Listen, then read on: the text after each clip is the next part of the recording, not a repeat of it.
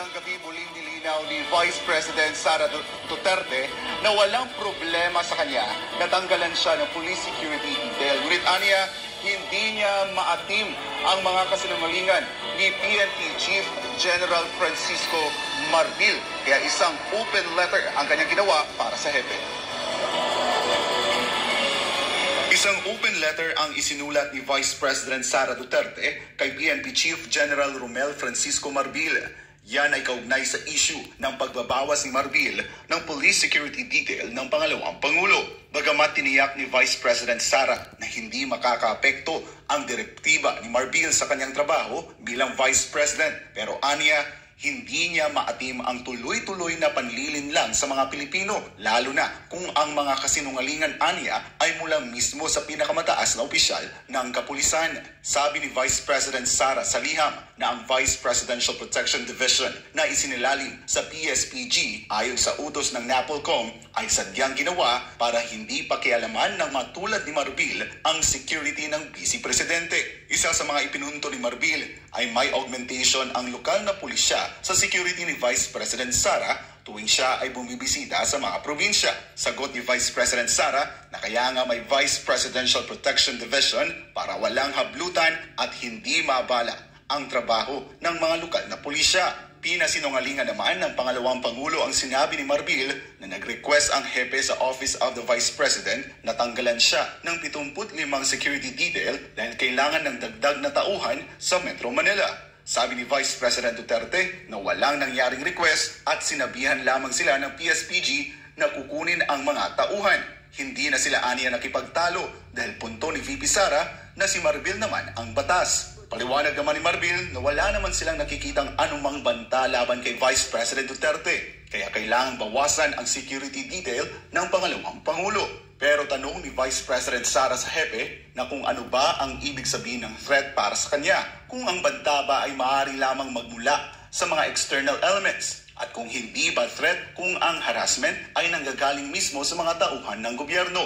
Ipinunto ng pangalawang Pangulo ang mga harassment tulad ng malisyosong pagpapalabas na isang video footage habang siya ay nasa NAIA kung saan kuha ito sa isang lugar na pawang mga empleyado lamang ng paliparan at piling mga tao ang maaaring nandoon. Kasama rin aniyang nakuhanan ang kanyang asawa at mga anak na naging banta sa kanilang seguridad. Ibinunyag din ni Vice President Sara na kamakailan ay may mga operatiba ng PNP sa lugar kung saan siya nakatira para mag-casing. Pilit aniyang inaalam ang mismong bahay na kanyang inuupahan at ang bahay kung saan nakatira ang kanyang mga anak. Buti na lang aniya ay napigilan ng mga opisyal ng Homeowners Association. Dagdag pa na tanong ni Vice President Sara na kung sinasabi ni Marbil ay walang banta sa pangalawang Pangulo, bakit pwede pang mag-request ng dagdag na personnel at bakit nagtira pa ng 45 tauhan ng PNP na si Marbil pa ang pumili? Kaya sabi ng pangalawang Pangulo sa hepe, pagdating sa seguridad ng kanyang pamilya, siya ang magsasabi kung sino ang karapat-dapat, hindi si Marbil. Sabi niya kay Marbil, batas lang siya at hindi siya Diyos. Sabi naman ni Marbil na ang pag-relieve sa mga security detail ni Vice President Sara ay para sa police visibility. Para sa pangalawang Pangulo, maganda sana ang hangarin kung totoo. Pero kaduda-duda aniya dahil ang 38 sa 75 PNP personnel ay nagmula pa sa Mindanao at inilipat sa NCR na para bang aniya ay hindi kulang ang pulis sa Mindanao. Matagal ng issue ani VP Sara ang kakulangan ng pulis at hindi mahahabol ni Marbil ang police-to-population ratio sa pagkuha nito ng tauhan sa kanyang security. Pagbibigay diin ng pangalawang Pangulo na ang kailangan ng PNP ay isang hepe na makabagong mag-isip at gagamit ng makabagong teknolohiya para solusyonan ang problema sa peace and order. Kaya pag-aalala ni VP Sara, kung kaya ni Marbil na ilagay sa alanganin ang kanyang seguridad, paano na lang sa karaniwang taong bayan, gaya ng ginagawang intimidation ng PNP sa mga ordinaryong mamamayan para sa pagsilbi ng arrest warrant kay Pastor Apollo C. Quiboloy. Correct. Sabi ni VP Sara na ang pagtanggal ng mga PNP personnel ay nangyari matapos siyang magbitiw sa Department of Education pagkatapos niyang inihambing ang SONA sa isang catastrophic event at kasunod ng paglabas ng cocaine video. Sinabihan niya si Marbil na huwag nang idamay ang mga mamamayan sa lahat ng mga kasinungalingan. Malinaw aniya na ang nangyari ay isang political harassment. Sa huli, paalala ni VP Sara kay Marbil na laging magsabi ng totoo para hindi magkabuhol-buhol ang kanyang mga kwento. Samantala, nanawagan naman si Senator Bato de la Rosa sa mga dating PNP at AFP personnel na bihasa sa unarmed combat na magsabi kung handa silang magbigay ng seguridad at proteksyon kay Vice President Sara. Samantala, para naman kay dating presidential spokesperson Attorney Harry Roque, napakasama ng naging direktiba ni Marbil na tanggalan si Vice President Sara ng police security detail.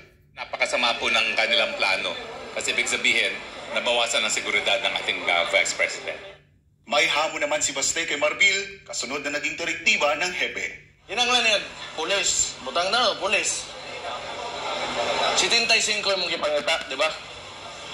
Mukuha kag usas Davao, mukuha kag usas sa Bensan, mukuha kag usas Mate, mukuha kag usas dito, dito, na. I'm sure makakita kag 75 ka buok nga kwaon nila sa tibuok Pilipinas, bisag usa lang sa isa ka estasyon sa Davao o sa bisag unsang lugar, ma-fulfill na nimo imong ginapangita nga number of individuals or heads na kinahanglan nimo i-recall para makadungag ka. O karon, nganong kinahanglan kuhaon man nimo sa usa ka source nimo nga security detail. So, ikaw tubaga na.